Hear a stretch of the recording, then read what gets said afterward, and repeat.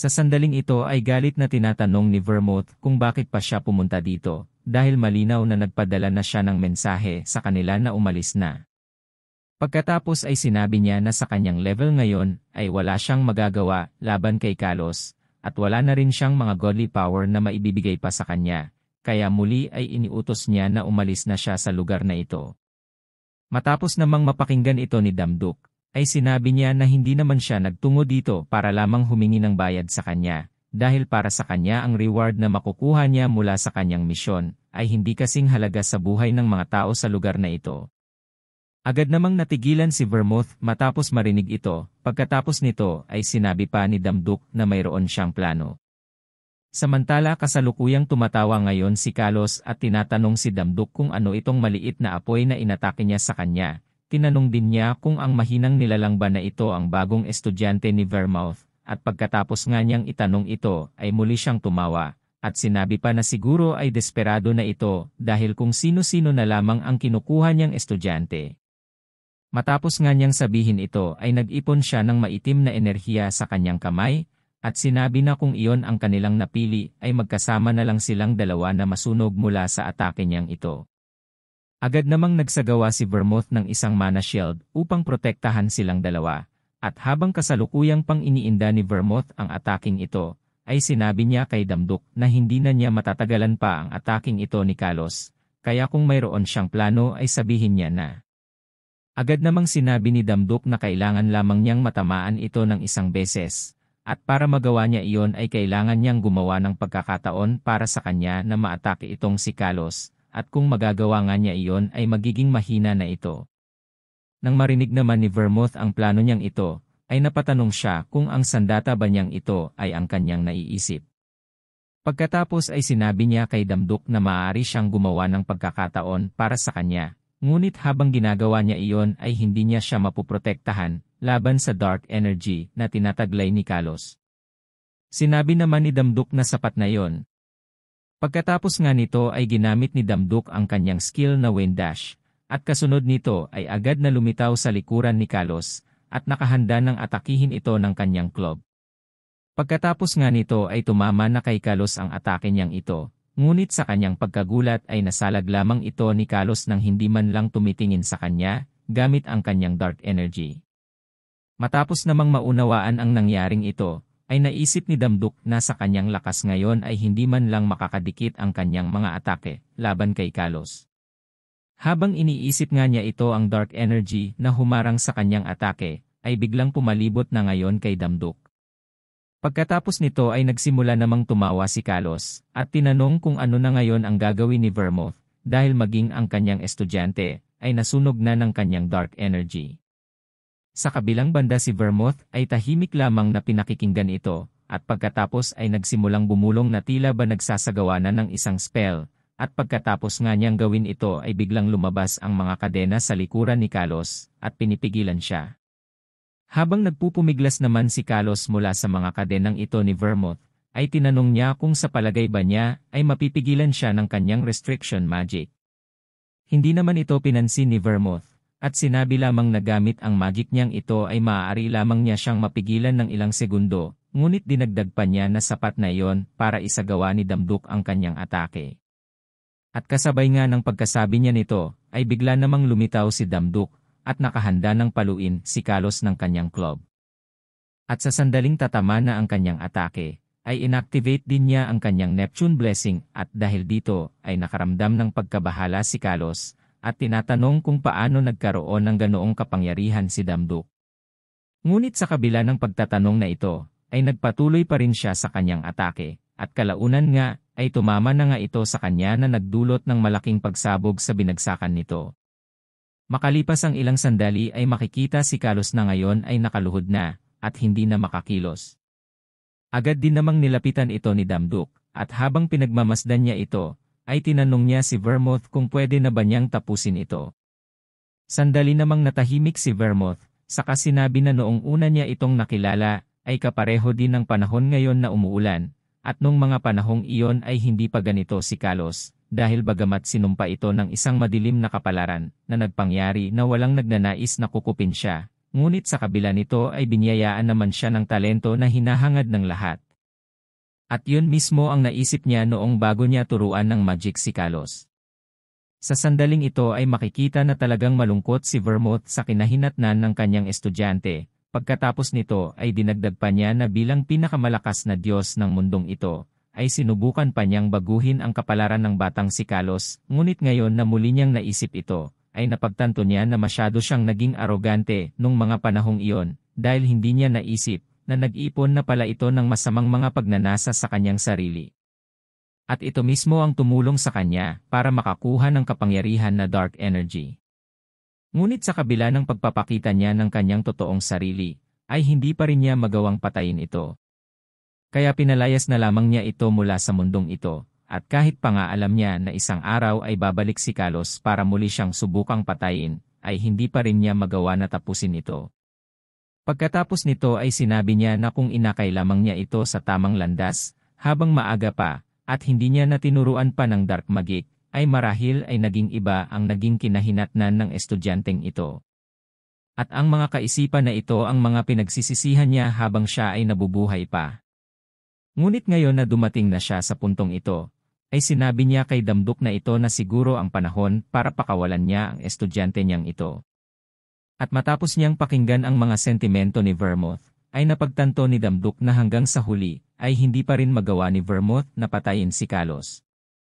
At ito marahil ay dahil meron pa itong natitirang pag-asa para sa kanya, o marahil ay dahil ito mismo sa mga bagay na pinagsisisihan niya. Pagkatapos nga nito ay tuluyan ng tinapos ni Damduk si Carlos, at matapos nga niyang gawin ito, ay tila hindi naging masaya si Damduk. Dahil bagamat lumakas nga siya matapos niyang mapatay si Carlos, ay ito naman ang unang pagkakataon na hindi siya natutuwa sa nangyaring ito. Habang iniisip pa niya ito ay lumabas ang mga notification, na sinasabi na siya ay nagtagumpay sa pagbibigay ng last hit sa Diyos na si Carlos. At dahil dito ay maaabsorb niya ang kapangyarihan ng Forgotten God na si Carlos. Kasabay nito ay binanggit din na ang kanyang Moonlight Fox ay nag-level up patungo sa level 3, at dahil dito ang mga nakatagong skills ng kanyang Moonlight Fox ay na-unlock na. Binanggit pa ng isang notification na ang paggamit niya ng kanyang skill na Dark Energy ay maaari pa niyang mapalawak sa pamamagitan ng pagpapataas ng mastery nito.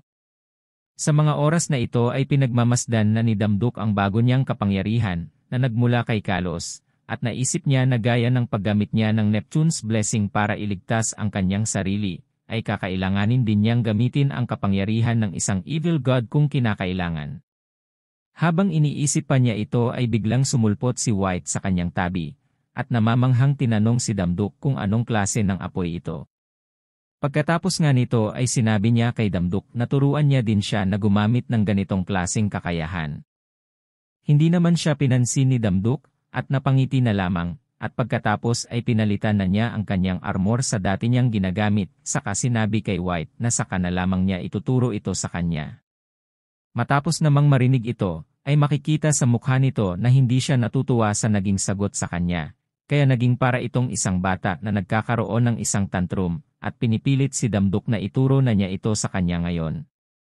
Habang ginagawa niya ito, ay bigla siyang hinila ni Adele, at sinabi na tumahimik na siya, at nang tanungin naman ni White kung ano ang kanyang ginagawa, ay sinabi sa kanya ni Adele na tumigil na siya sa pagrereklamo, dahil dapat ay sinasamba niya siya, at gaya ng sinabi nito ay ituturo din niya iyon sa kanya sa tamang panahon.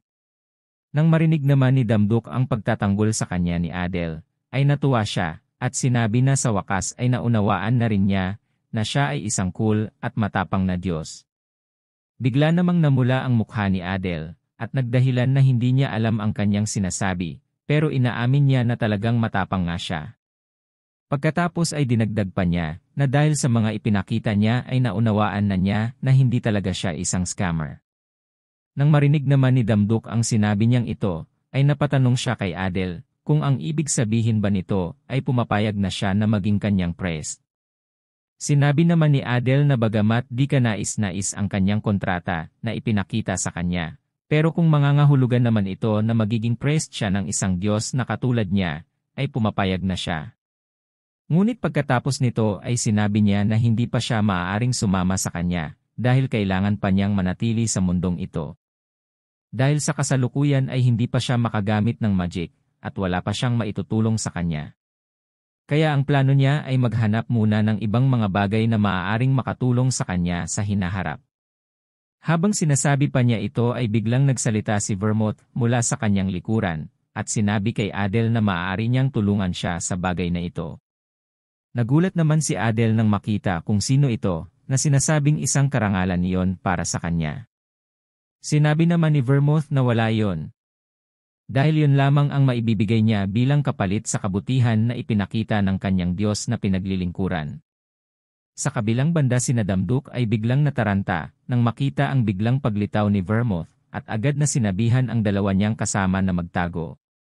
Sinabi naman ni Soyol na hindi na nila kailangang gawin yon dahil medyo matagal na rin noong nangyari yon at marahil ay nakalimutan na ni Vermouth ang mga bagay na yon.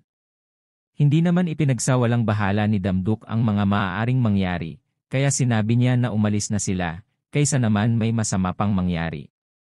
Sinabi naman ni Soyol na napaganda pa nga ang pangyayari, dahil sa ngayon ay wala pa silang paraan para gamutin ang sakit ni Adele na mana scarcity syndrome, kaya mas magiging kapaki-pakinabang siya kung mananatili siya dito kasama si Vermouth.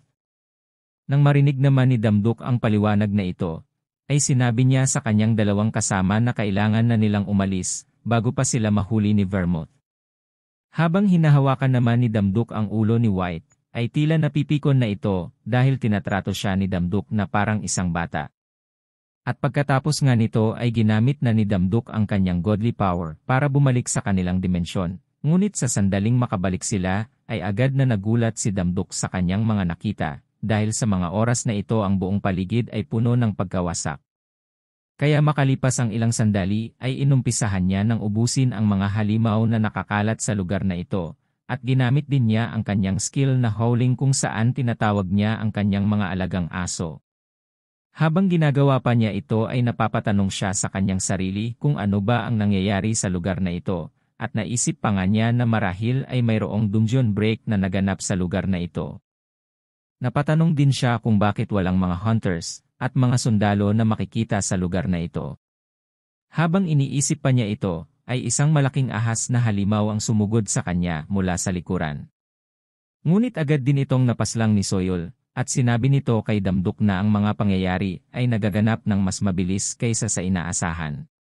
Tila nagtataka namang tinanong ni Damduk kung ano ang kanyang sinasabi, kaya ipinaliwanag ni Soyol na ito ay hindi isang dungeon break, at sa halip ay isang gate explosion.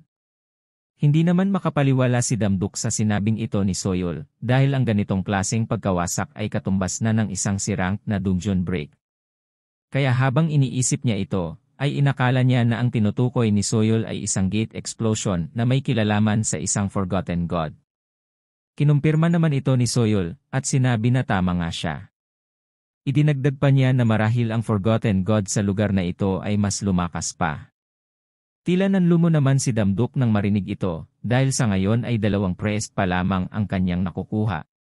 Pinagaan naman ni Soyol ang kanyang loob, at sinabi na hindi niya kailangan mag-alala, dahil hindi niya nararamdaman ang presensya ng isang forgotten god sa malapit. Habang nag-uusap pa nga sila ay natawag naman ang kanilang pansin ng isang helicopter na lumipad sa kanilang itaas, at mula nga dito ay lumabas ang isang lalaki, at binanggit ang kanilang mga pangalan, saka sinabi na sila ay mula sa Gate Management and Maintenance Bureau, at inanyayahan sila na sumama sa kanya. Makalipas ang ilang oras ay dumating na sila sa gusali kung saan naroroon ang headquarters ng Gate Management. Habang nagtitipon ang mga hunter sa lugar na ito, ay sinabi ng tagapagsalita na marahil ay alam na nila kung bakit sila nagtipon sa lugar na ito ngayon. At dito nga ay ipinaliwanag niya na 12 gates ang magkakasabay na sumabog sa kanilang metropolitan area, at ang death toll ay ang pinakamataas sa kanilang kasaysayan. Ngunit sa kabila nito ay tinanong niya kung ang mga hunters ba na naka-assign sa lugar na yon ay ginagawa ang kanilang trabaho. Pagkatapos nito ay sinabi niya na karamihan sa mga hunters ay hindi nila makontak, habang ang iba naman ay sobrang late na nang dumating. Sa puntong ito ay nagsalita ang isang hunter mula sa Iris, at sinabi niya na nakakadismaya na marinig ito mula sa kanya, dahil ang mga gates na magkakasabay na sumabog ng katulad ng nangyari, ay isang bagay na hindi pa nangyari noon. Tinanong din niya kung ano ang naging aksyon ng gate management noong mga panahong ito, Sinabi pa niya na noon ay naniniwala pa sila na ang mga gates na ito ay hindi banta, kaya pinabayaan na lamang nila hanggang sa dumating sa puntong ito. Galit namang tinanong ng presidente ng gate management kung sinisisi ba nila sila sa mga nangyayari ngayon.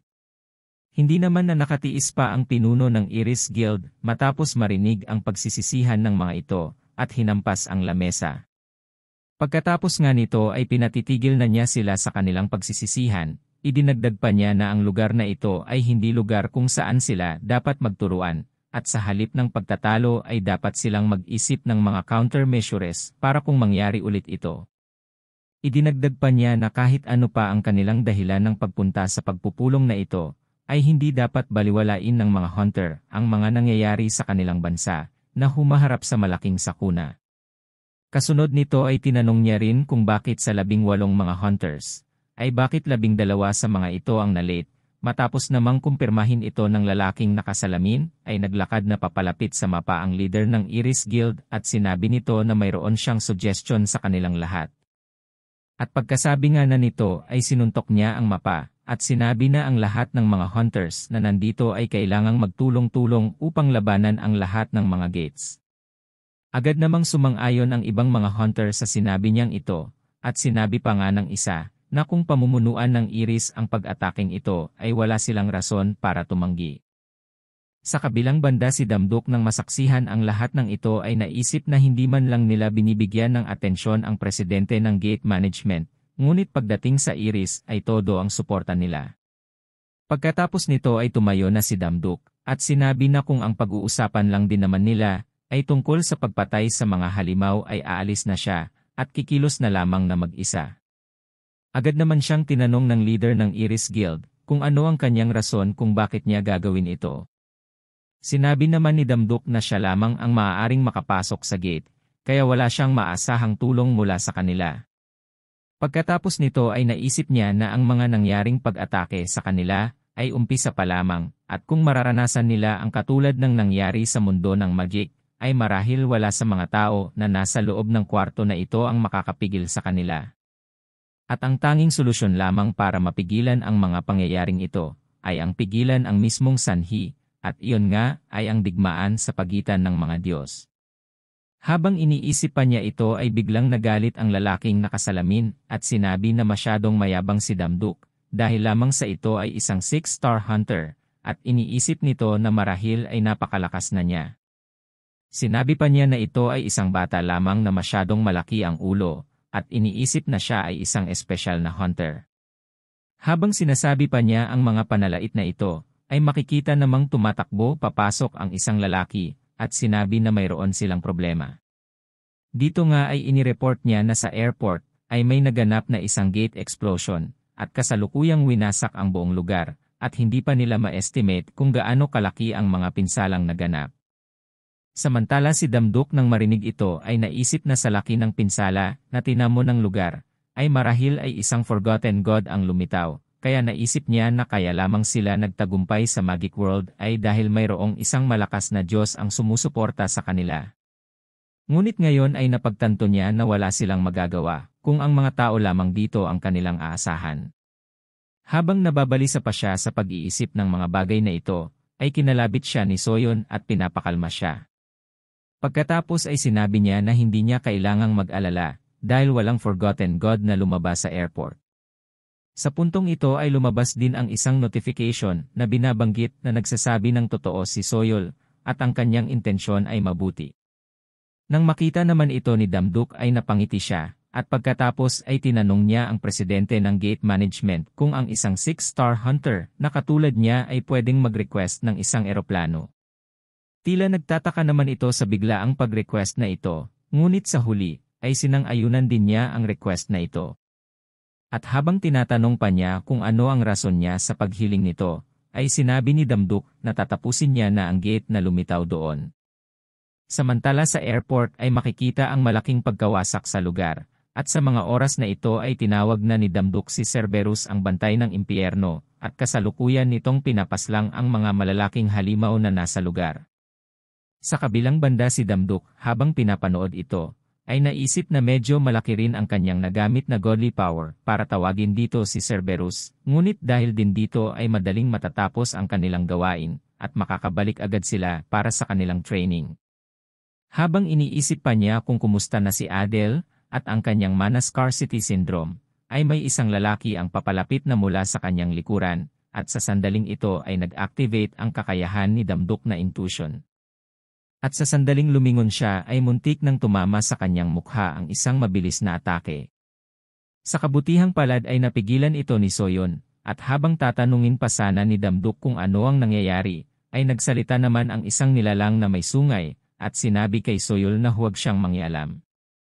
Tinanong naman siya ni Soyol kung ano ang ibig sabihin nito, at tinawag pa nga siya sa pangalan niyang Baron.